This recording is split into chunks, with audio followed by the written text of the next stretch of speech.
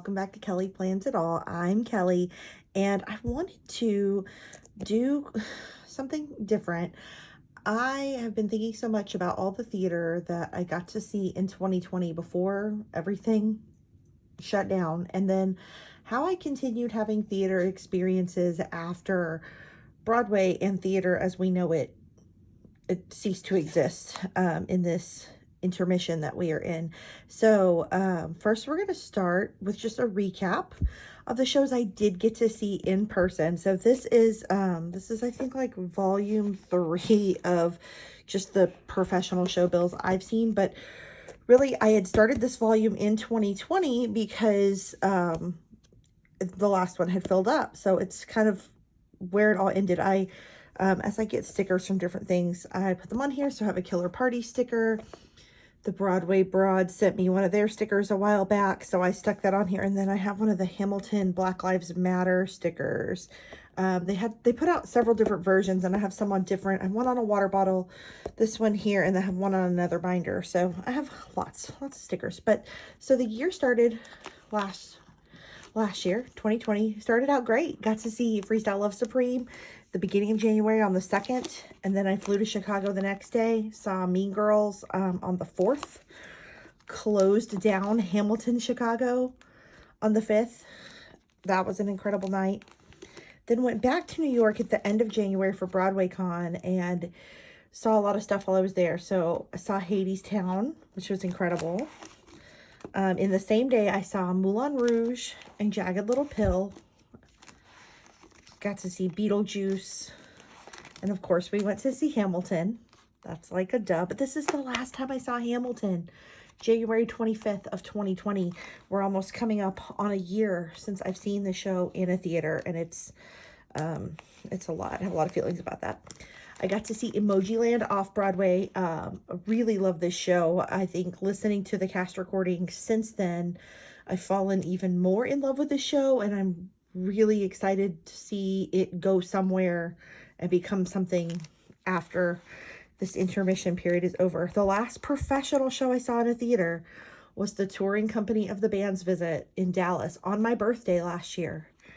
And then the same weekend, I saw My Friend in a local production of The Bridges of Madison County. And this is the last show I saw, February 9th of 2020. We're, again, coming up on a year of, it's almost been a year since I've seen a show. And then the other playbill that's in here is the couch bill I made for the release of Hamilton on Disney Plus. And I made some little tickets. And I just covered an old playbill with my cover that I made. And then the rest of it is empty. I kind of just always keep some extras in there because I'm used to going to shows and being able to slide them in there. So the rest of my theater experience for the rest of the year was largely virtual. So I could make a playbill cover like this if I wanted to for all of those experiences. And I decided that would just be a lot, and I didn't want that undertaking. So I had started at the beginning of the year in kind of this is just a, like a dot grid B6 bullet journal-y kind of situation. I had started with just, and I'll show you what it looks like for 2021 because I've started one for this year too. I just put down a bunch of empty poster frames from an Actor Plans. Let me give it a little zoomy so you can see it better. And so I've already started out this year's, but I had, gone through there with what I had seen, and then everything shut down and I had to figure out what to do. So as I started watching things on Broadway HD, or there were theaters like Victory Gardens Theater that sold tickets to their filmed performance of Fun Home from several years ago. Hamilton came out. Different virtual opportunities. I decided in a normal year I would not count them as a show that was seen. But this was not a normal year, and I wanted to continue to credit all of these wonderful theater artists and the work they did digitally, or work they did in the past that was filmed that I'm just now seeing in some cases.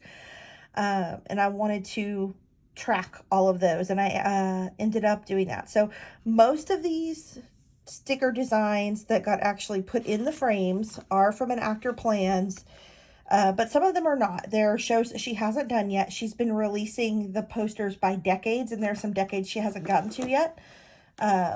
What I did with all of them, I have a reusable sticker book. So this is like, think about your childhood and Lisa Frank. This is from Paperish, and it's actually a Beetlejuice kind of design. But these are like sticker pages, like that sticker backing that stickers come on. The pages are made out of that. So you can put stickers on them and pick them up and move them around. So what I did is I had an old pack of alphabet stickers in my like scrapbooking supplies. And so I put a letter on every page.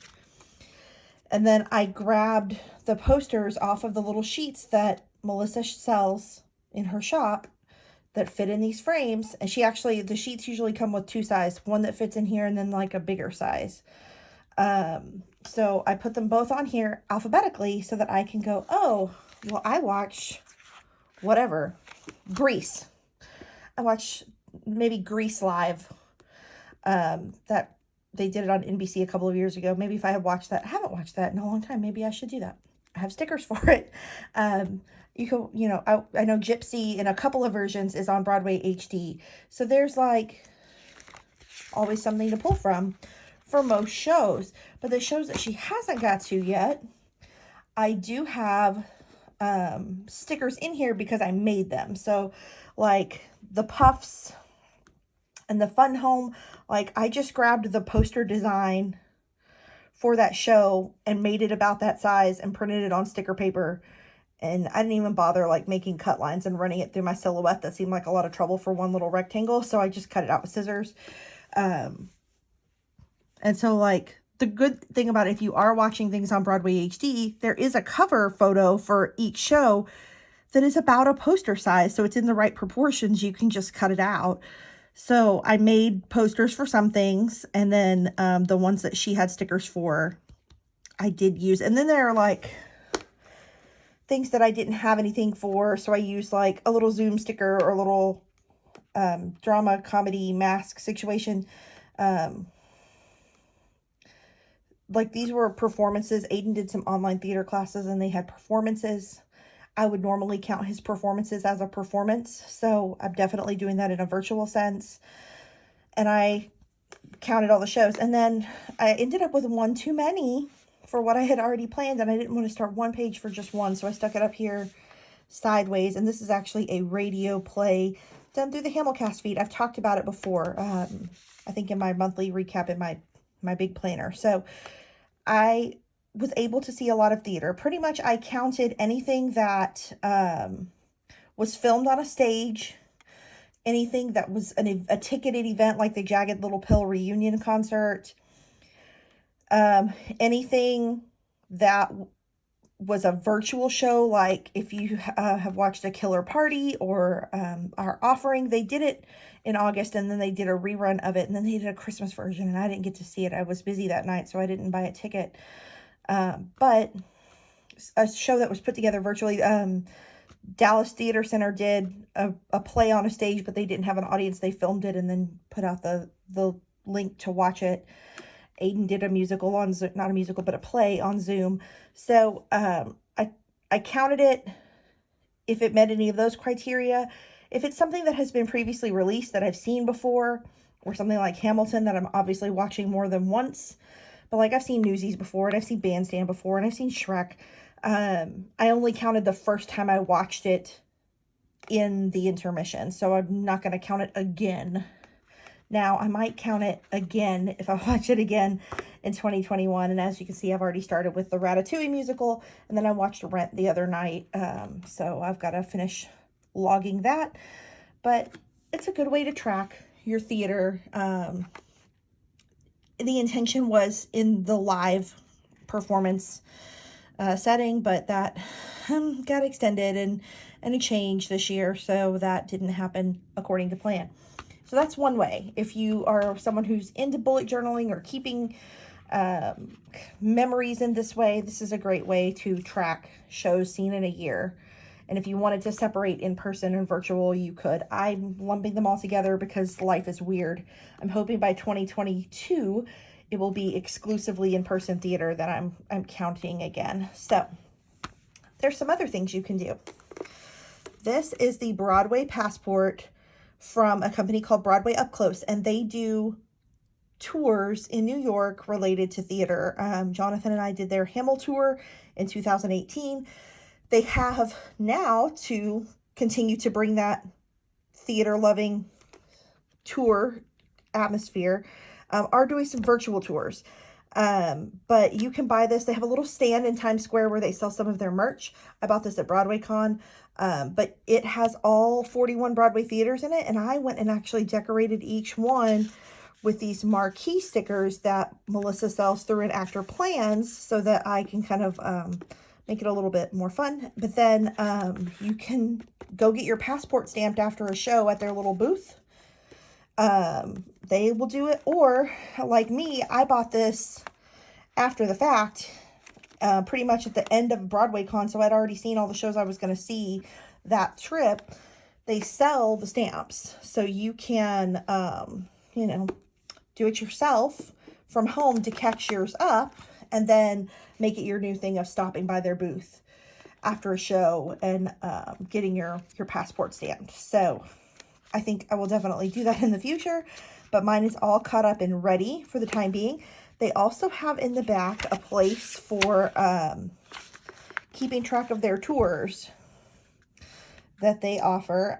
They actually have added some tours with the virtual thing that are not in here before. So I'm going to have to like make him make me a spot for, he did a Christmas in New York tour in December, and I took it and it was amazing. So I want a stamp for that. So I'm going to have to let him know I need a addendum. But we, like I said, we took the Hamilton tour back in 2018. And then there's some like points of interest that are related to theater or that are frequented by theater people in the back that you can also get stamped, like going to Sardi's or Schmackery's for cookies, or Ellen Stardust Diner, the Drama Bookshop. So there's some things here that are like points of interest to theater lovers in New York that you might want to visit. So that's another way you can keep track. It tells you some details about each theater, when it was built, the architect, the first show that ran there, the longest running show that was there, who owns the building, and any other names the theater went by. And then there's fun facts as well. So you can make this stamp part. If you wanted to write more details underneath each stamp, you totally could. Like about the Broadhurst, I would write that they are the most uncomfortable seats I have ever sat in my entire life. They were made for, I don't know, like half-sized people. Not made for people-sized people.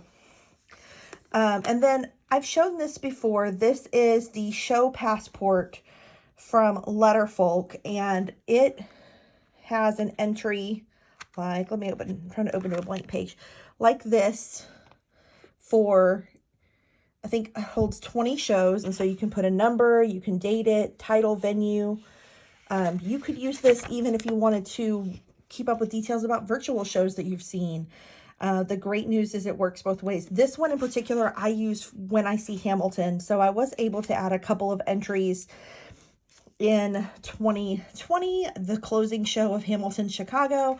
I always like to print out pictures and put them on the side, and then write my notes about the show.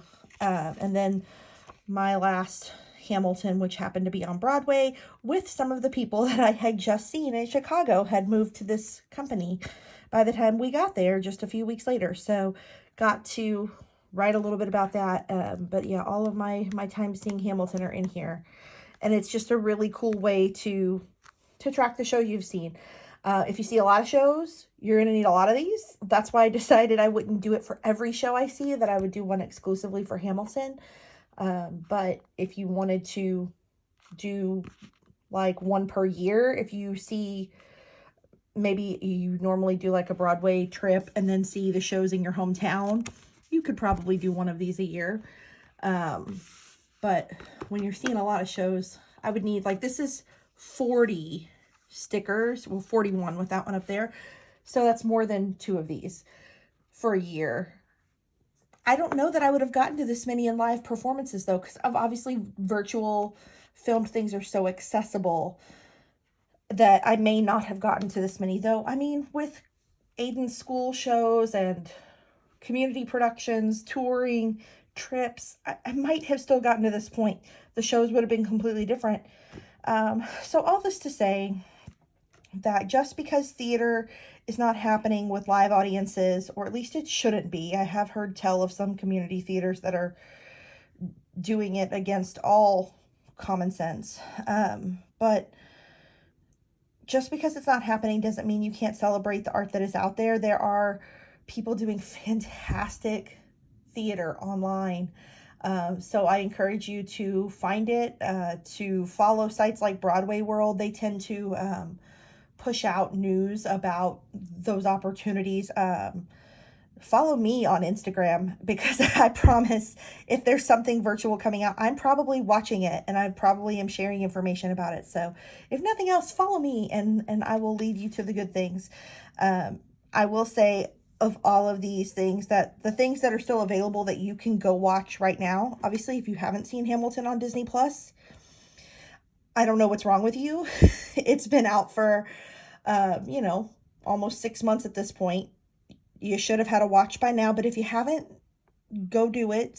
If you don't want to pay, I'm sure someone has a login they will let you use if that's the only interest you have in Disney Plus. I'm sure someone can hook you up. I would also strongly recommend A Killer Party.